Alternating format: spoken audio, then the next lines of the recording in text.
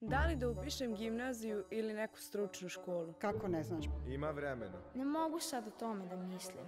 Neću da razmišljam o tome. Mrzim me da učim. A kako možeš da ne znaš? Ja sam u tvojim godinama znala šta hoću. Kako da budem sigurna da baš to Ako sad pogrešiš, ceo život ćeš se kajati. Ma pusti društvo, misli na svoju budućnost. Srednja škola nije obavezna. Nisam znao. Kako ti je sve jedno? Neću da razmišljam o tome. Šta da radim ako moji budu protiv toga? Dobro razmisli. Ja sam u tvojim godinama znao. Samo neka prođe. Pusti društvo. Kako možeš da ne znaš? Kako da se odluči? Aj ne smaraj.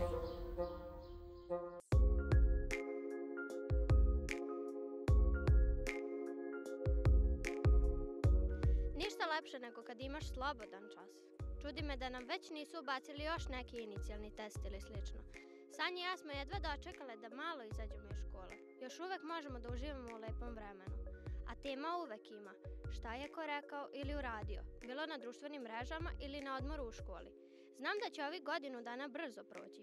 Pitam se samo kako će društvo biti u srednjoj. Mnogi osmaci se za neku školu odlučuju samo zbog društva, ali mislim da to baš i nije pravi način.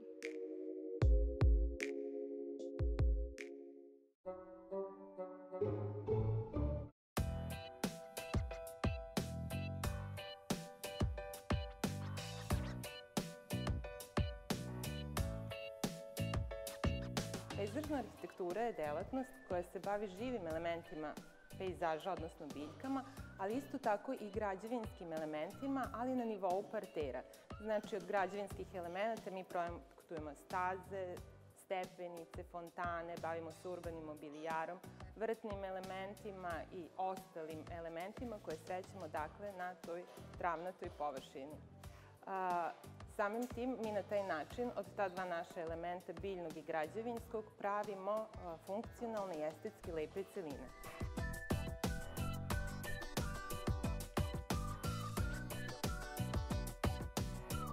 Kada sam bila mala, dok sam volila prirodu, maštanja i tako neka planiranja nekog prostora, volila sam i umetnost, crtanje, tako da nisam se dvomila kada sam upisivala ovaj smer, to je bila moja prva želja i ne kajem se što sam upisala.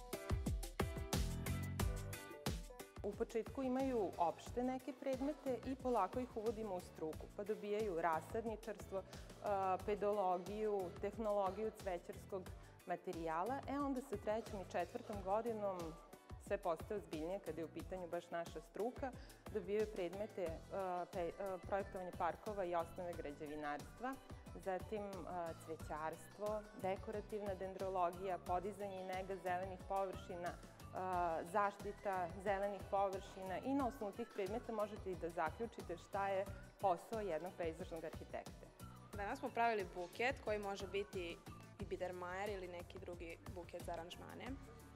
Ovo radimo na našoj praktičnoj nastavi ili na predmetu aranžiranje. I kako se tebi sve ovo dopada, posebno ovaj stručni deo? Pa zanimljivo je, kreativno je, dosta naučimo i dosta radimo.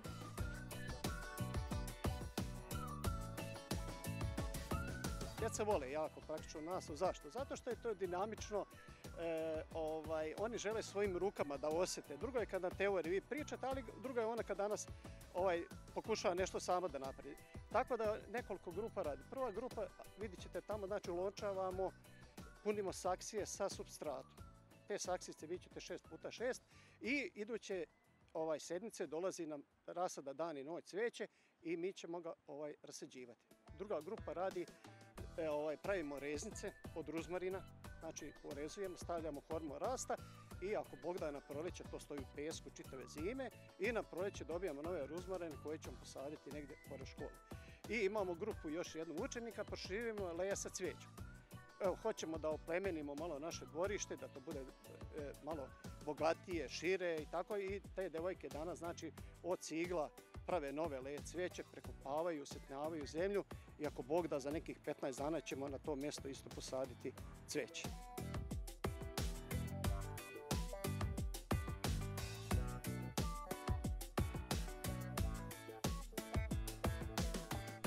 Zavoljela sam zaista sve stručne predmete zato što su vrlo zanimljivi i profesori su se jako trudili da nam objasne, da nam bude lakše, a jedino je problem matematika. Dobro. Šta planiraš nakon završene škole? planiram da nastavim da se bavim pejzažnom arhitekturom zato što smatram da Srbiji zaista treba mnogo više zelenih površina i želela bi da učestvujem u tome. Mogućnosti zaposlenja su u suštini velike. Može jedan pejzažni arhitekta da radi u timu za planiranje prostora, zaposlenje kada su firme u pitanju, može da traži u Novom Sadu, na primjer u Gradskom zelenilu, u Lisiju, Zavodu za izgradnju grada, Zavodu za zaštitu spomenika prirode, pa na nekom širem planu i u Vojvodini na šumama, ali isto tako može i da se zaposli kao projektant u nekom privatnom birovu i da projektuje naše zelene površine.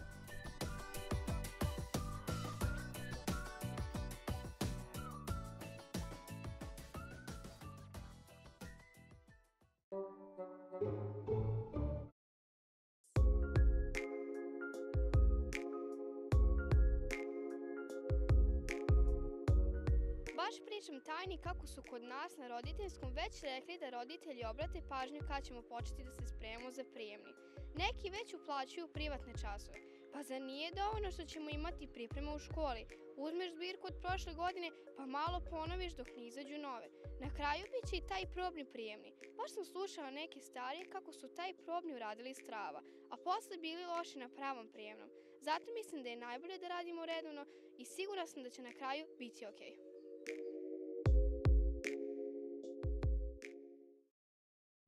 Jednostavna čista supstanca je morska voda, natrijum hlorid, voda, natrijum. Tačan odgovor, natrijum. Da se podsjetimo najjednostavnijih i najosnovnijih stvari koje ste radili u 7. razredu. Supstance se dele na čiste supstance i na smeše. Čiste supstance se sastoje od čestica iste vrste i mogu biti elementi i jedinjenja. Elementi su najprostije čiste supstance sastavljene od atoma iste vrste. Primer su natrijum, oznake Na, kalcijum, Ca, hlor, Cl2, sumpor, S8 itd. Jedinjenja su složene čiste supstance sastavljene od atoma različite vrste. Primer za jedinjenja su H2O, voda, H2SO4, sumporna kiselina, HNO3, azotna kiselina i druge. U skladu sa ovim što smo rekli, zaključujemo da je jednostavna čista supstanca natrijum, oznake Na. Na svetskom prvenstvu u atletici u disciplini skok u dalj, pobednica je skočila 7,14 metara. Zaokruži slovo ispred tačnog zapisa ovog rezultata. 7,114, 7,14, 7,014, 7014 metara. Tačan odgovor, 7,14 metara. Da bismo odgovorili na ovo pitanje, potrebno je da znamo šta znači 7,14. 14 stotih delova znači 14 stotina nečega. Što znači to je u stvari 14 centimetara. Centimetri su stoti delovi metra. Dakle, 7 metara i 14 centimetara ili 7,14. Dakle, pobednica ovog takmičenja skočila je 7,14 metara. Kako se naziva država kojom su vladali Stefan Lazarević i njegovi naslednici? Srpsko carstvo, Srpska kraljevina, Srpska despotovina, Srpsko vojvodstvo. Tačan odgovor, Srpska despotovina. Nakon boja na Kosovu 1389. godine u kojem je poginuo njegov otac knez Lazar, budući despot Stefan Lazarević je bio još dečak, imao je samo 9 godina. U to vreme smatralo se da dečak postaje mladić punoletan kad navrši dovoljno godina da može da ponese i koristi mač. To je znači bilo negde sa 13-14 godina. Čim je Stefan Lazarević to mogao, njegova mati, knjeginja Milica, predala mu je vlast. On će vladati Srbijom narednih preko 30 godina do svoje smrti 1427. a 1402. od vizantijskog cara dobit će titulu despot i od te godine Srbija zvanično postaje despotovina. Vreme Stefana Lazarevića je posljednje zlatno vreme u istoriji srpske srednjevekovne države pre njenog pada pod tursku vlast. Ono se završava njegovom iznenadnom smrću 1427. Pošto nije imao naslednika, uspeo je svojim posljednjim rečima na izdisaju da označi svog sinovca, sina svoje rođene sestre, Đurđa Brankovića, kao novog sledećeg despota koji će ga naslediti na vlasti u Srbiji. Period despotovine završava se propašću srpske srednjevekovne države 1459. godine.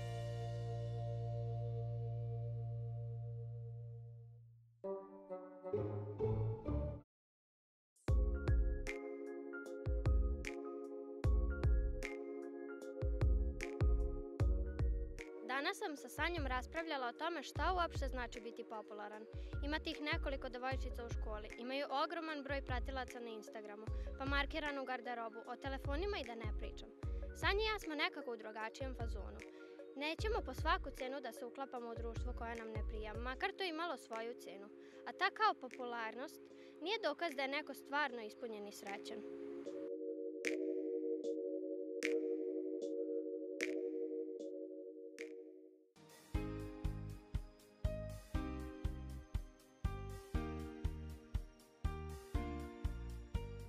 Mislim da je važno sa decom pričati da je popularan i Zdravko Čolić, ali su popularne i starlete koje su trenutno u reality programima i da su vrste popularnosti izuzetno međusobno različite. Mislim da je važno deci objasniti da neka opšta popularnost koja nema ciljnu grupu, nego je sama popularnost radi sebe, uvek jako skupa. Uvek sa sobom nosi puno ružnih stvari o kojima sa decom treba pričati. Internet nam je doneo svašta loše, ali nam je doneo i to da možemo da gledamo kako se neka osoba predstavlja na internetu, a onda decu da odvedemo da uživo vide kako ta osoba zaista izgleda u prirodi, kako se ponaša, koliko je sve ono što je nama plasirano, u šta smo se mi zaljubili ili kako smo stvorili tog idola, u stvari, što oni kažu fake, nije original. I negde da srušimo taj mit o opštoj popularnosti i da sa decom radimo na izgradnji statusa u ciljnoj grupi koja njih interesuje. Znači, sve ono što znamo o marketingu trebalo bi da prenesemo i deci. Ne možeš biti popularan svima, nego prosto treba da imaš neku svoju ekipicu, svoje društvo koja gaje određene vrednosti iste kao ti i tu da se krećeš, to je tvoj svet u kom ti pustiš nekoga da uđe ili ne. A ako želiš da budeš glavni u školi, budi siguran da ćeš imati puno posledica kasnije koje ne mogu da se obrišu. Kao tetovaža. Prosto treba da shvatimo da je ono što je popularno u 8. razredu, na primjer u gimnaziji izuzetno nepopularno i ti si potpuno demode ako se ponašaš kao onaj koji je bio glavni u 8. razredu, odnosno ne poštuješ učenje, znanje, ne poštuješ trud, ne poštuješ... Obično su to u osnovnoškolskom uzrastu neki loši idoli i uzori.